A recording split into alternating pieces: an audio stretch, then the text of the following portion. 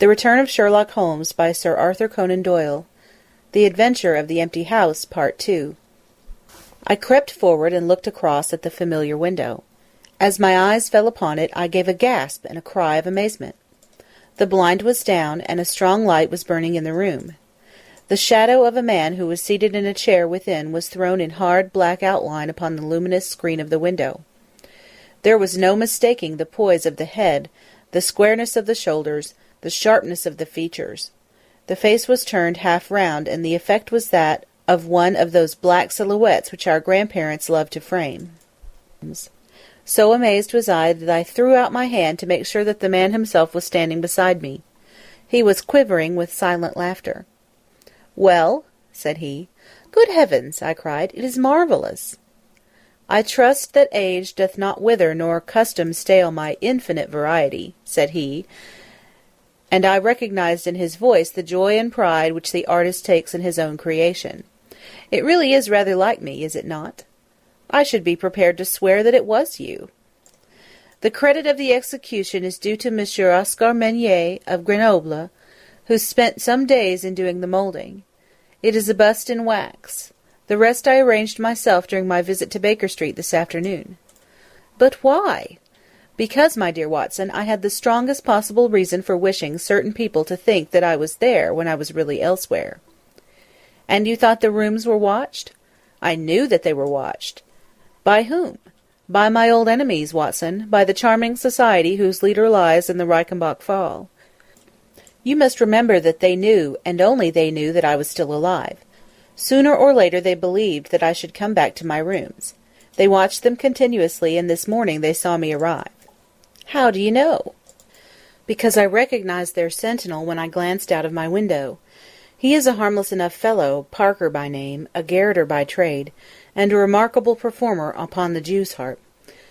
I cared nothing for him, but I cared a great deal for the much more formidable person who was behind him, the bosom friend of Moriarty, the man who dropped the rocks over the cliff, the most cunning and dangerous criminal in London.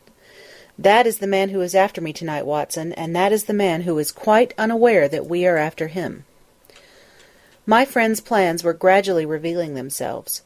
From this convenient retreat the watchers were being watched and the trackers tracked. That angular shadow up yonder was the bait, and we were the hunters. In silence we stood together in the darkness and watched the hurrying figures who passed and repassed in front of us. Holmes was silent and motionless, but I could tell that he was keenly alert, and that his eyes were fixed intently upon the stream of passers-by. It was a bleak and boisterous night, and the wind whistled shrilly down the long street. Many people were moving to and fro, most of them muffled in their coats and cravats. Once or twice it seemed to me that I had seen the same figure before, and I especially noticed two men who appeared to be sheltering themselves from the wind in the doorway of a house, some distance up the street. I tried to draw my companion's attention to them, but he gave a little ejaculation of impatience, and continued to stare into the street. More than once he fidgeted with his feet, and tapped rapidly with his fingers upon the wall. It was evident to me that he was becoming uneasy, and that his plans were not working out altogether as he had hoped.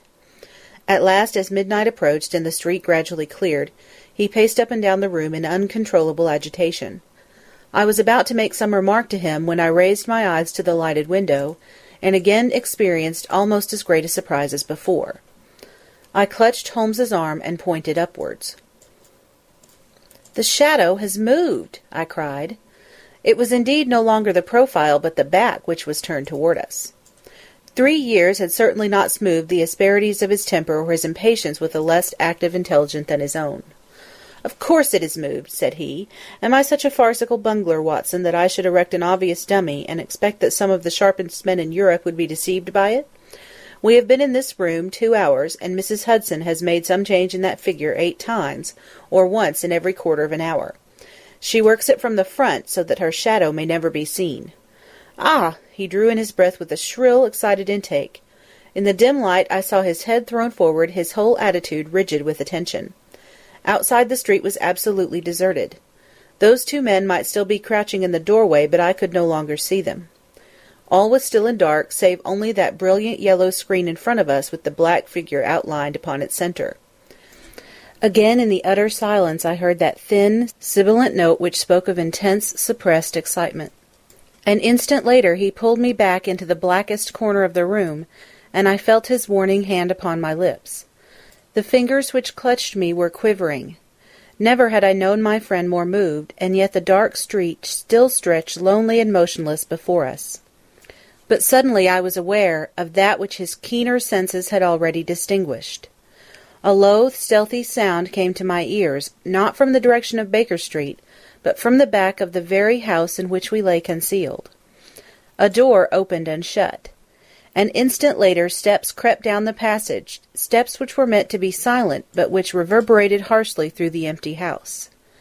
Holmes crouched back against the wall, and I did the same, my hand closing upon the handle of my revolver. Peering through the gloom, I saw the vague outline of a man, a shade blacker than the blackness of the open door. He stood for an instant, and then he crept forward, crouching, menacing, into the room. He was within 3 yards of us, this sinister figure, and I had braced myself to meet his spring, before I realized that he had no idea of our presence. He passed close beside us, stole over to the window, and very softly and noiselessly raised it for half a foot. As he sank to the level of this opening, the light of the street, no longer dimmed by the dusty glass, fell full upon his face. The man seemed to be beside himself with excitement. His 2 eyes shone like stars, and his features were working convulsively. He was an elderly man, with a thin, projecting nose, a high, bald forehead, and a huge, grizzled moustache. An opera hat was pushed to the back of his head, and an evening dress shirt-front gleamed out through his open overcoat. His face was gaunt and swarthy, scored with deep, savage lines.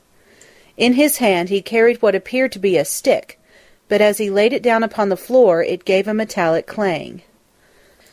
Then from the pocket of his overcoat he drew a bulky object, and he busied himself in some task which ended with a loud, sharp click, as if a spring or bolt had fallen into its place.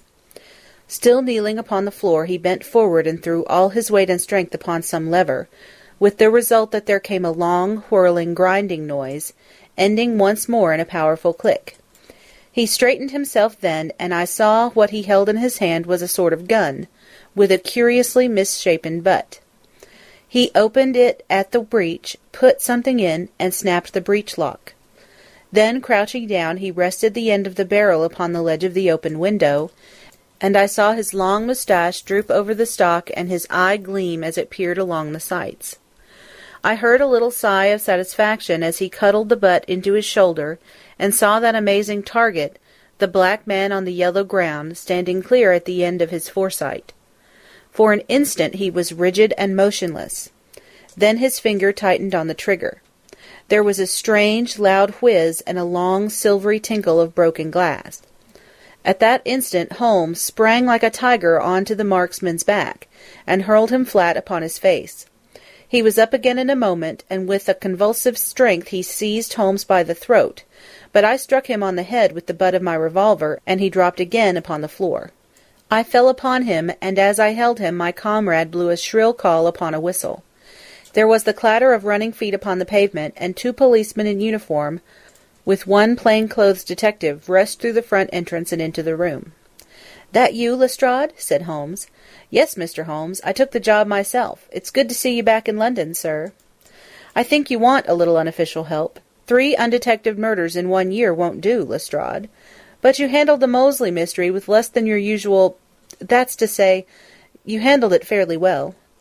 We had all risen to our feet, our prisoner breathing hard, with a stalwart constable on each side of him. Already a few loiterers had begun to collect in the street. Holmes stepped up to the window, closed it, and dropped the blinds. Lestrade had produced 2 candles, and the policemen had uncovered their lanterns. I was able at last to have a good look at our prisoner. It was a tremendously virile and yet sinister face which was turned towards us. With the brow of a philosopher above and the jaw of a sensualist below, the man must have started with great capacities for good or for evil.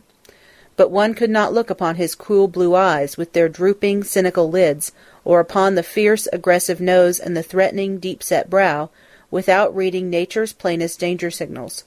He took no heed of any of us, but his eyes were fixed upon Holmes's face with an expression in which hatred and amazement were equally blended.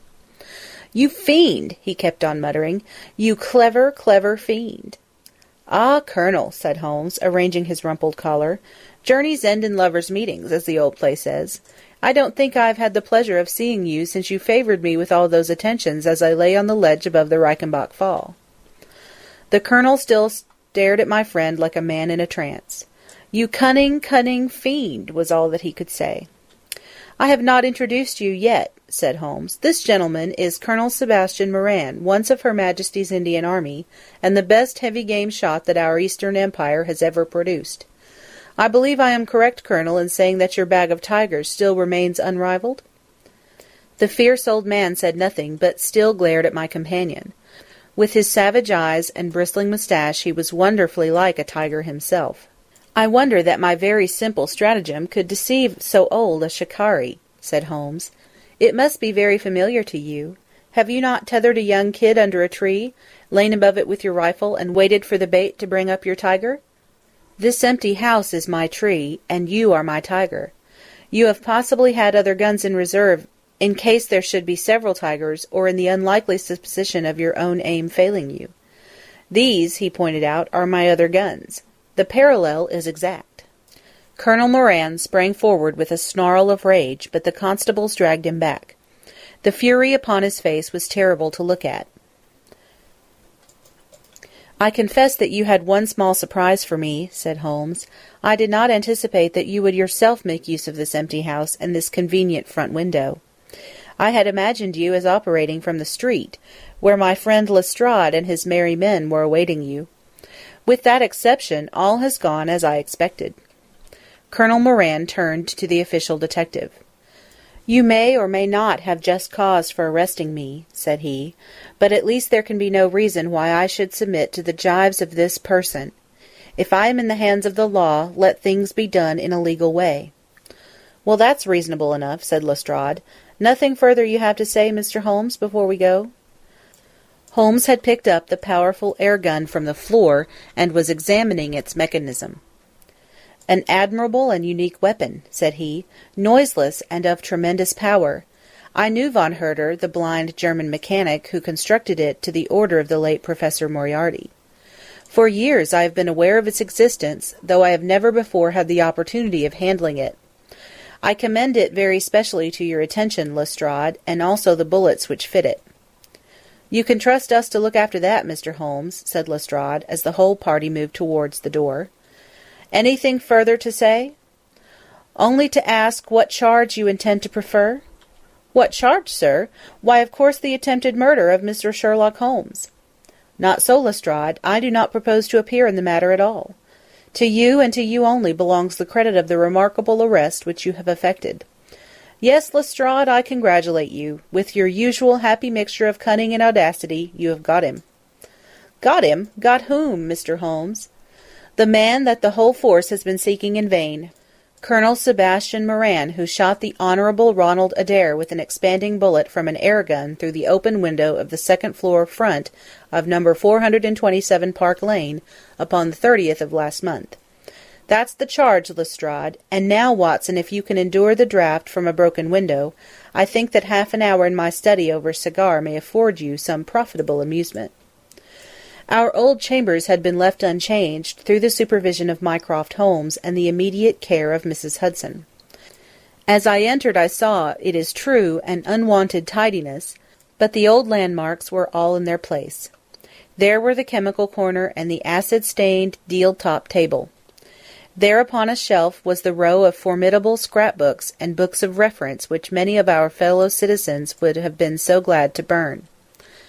The diagrams, the violin case, and the pipe-rack, even the Persian slipper which contained the tobacco, all met my eyes as I glanced round me.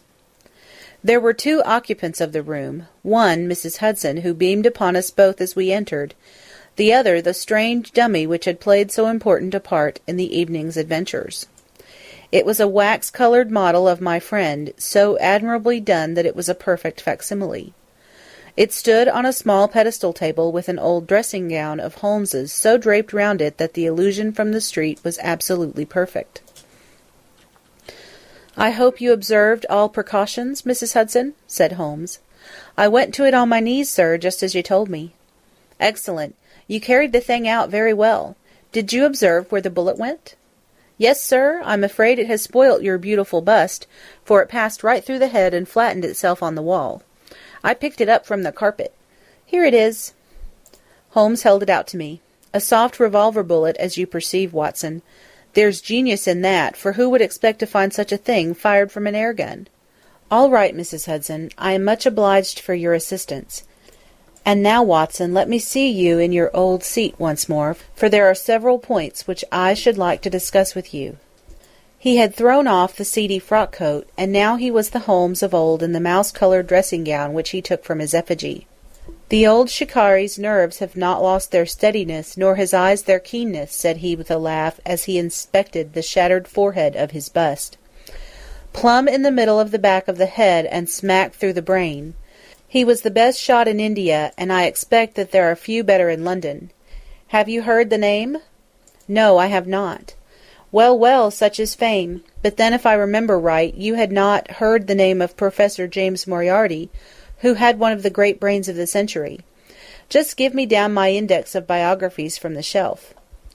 He turned over the pages lazily, leaning back in his chair and blowing great clouds from his cigar. "My collection of M's is a fine one," said he. "Moriarty himself is enough to make any letter illustrious, and here is Morgan the poisoner, and Meridew of abominable memory, and Matthews, who knocked out my left canine in the waiting-room at Charing Cross, and finally here is our friend of tonight." He handed over the book, and I read. Moran, Sebastian, Colonel.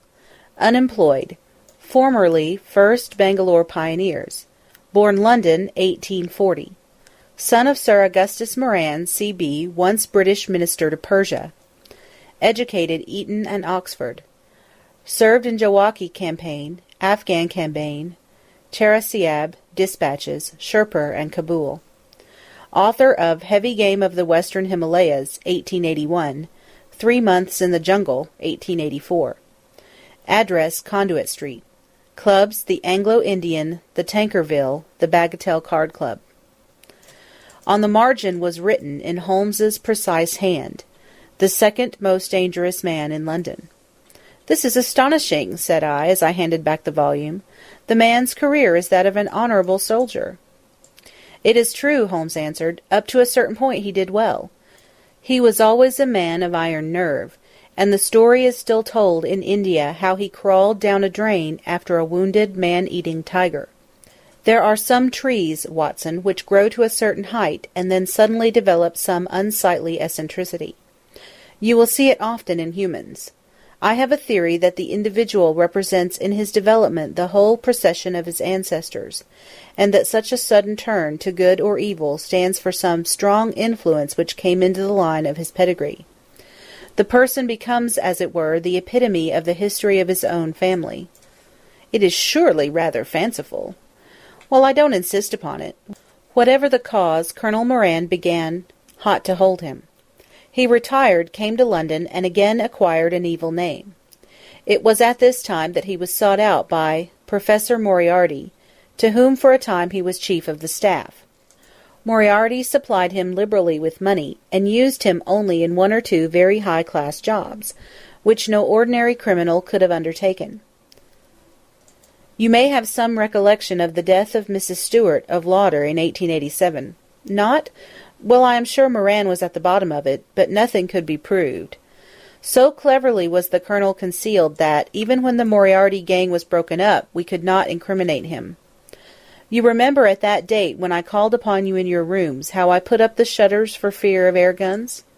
No doubt you thought me fanciful. I knew exactly what I was doing, for I knew of the existence of this remarkable gun, and I also knew that one of the best shots in the world would be behind it. When we were in Switzerland he followed us with Moriarty, and it was undoubtedly he who gave me that evil 5 minutes on the Reichenbach ledge.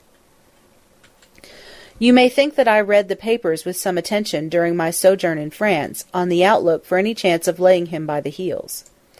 So long as he was free in London, my life would not really have been worth living. Night and day the shadow would have been over me, and sooner or later his chance must have come. What could I do? I could not shoot him at sight, or I should myself be in the dock. There was no use appealing to a magistrate. They cannot interfere on the strength of what would appear to them to be a wild suspicion. So I could do nothing. But I watched the criminal news, knowing that sooner or later I should get him. Then came the death of this Ronald Adair. My chance had come at last. Knowing what I did, was it not certain that Colonel Moran had done it? He had played cards with the lad, he had followed him home from the club, he had shot him through the open window. There was not a doubt of it. The bullets alone are enough to put his head in a noose. I came over at once. I was seen by the sentinel, who would, I knew, direct the Colonel's attention to my presence. He could not fail to connect my sudden return with his crime, and to be terribly alarmed. I was sure that he would make an attempt to get me out of the way at once, and would bring round his murderous weapon for that purpose. I left him an excellent mark in the window, and, having warned the police that they might be needed— by the way, Watson, you spotted their presence in that doorway with unerring accuracy— I took up what seemed to me to be a judicious post for observation, never dreaming that he would choose the same spot for his attack. Now, my dear Watson, does anything remain for me to explain? Yes, said I. You have not made it clear what was Colonel Moran's motive in murdering the Honourable Ronald Adair. Ah, my dear Watson, there we come into those realms of conjecture where the most logical mind may be at fault. Each may form his own hypothesis upon the present evidence, and yours is as likely to be correct as mine. You have formed one, then? I think that it is not difficult to explain the facts. It came out in evidence that Colonel Moran and young Adair had, between them, won a considerable amount of money. Now, Moran undoubtedly played foul. Of that I have long been aware. I believe that on the day of the murder Adair had discovered that Moran was cheating. Very likely he had spoken to him privately, and had threatened to expose him unless he voluntarily resigned his membership of the club, and promised not to play cards again. It is unlikely that a youngster like Adair would at once make a hideous scandal by exposing a well-known man so much older than himself. Probably he acted as I suggest. The exclusion from his clubs would mean ruin to Moran, who lived by his ill-gotten card gains. He therefore murdered Adair, who at the time was endeavouring to work out how much money he should himself return, since he could not profit by his partner's foul play. He locked the door lest the ladies should surprise him and insist upon knowing what he was doing with these names and coins. Will it pass? I have no doubt that you have hit upon the truth.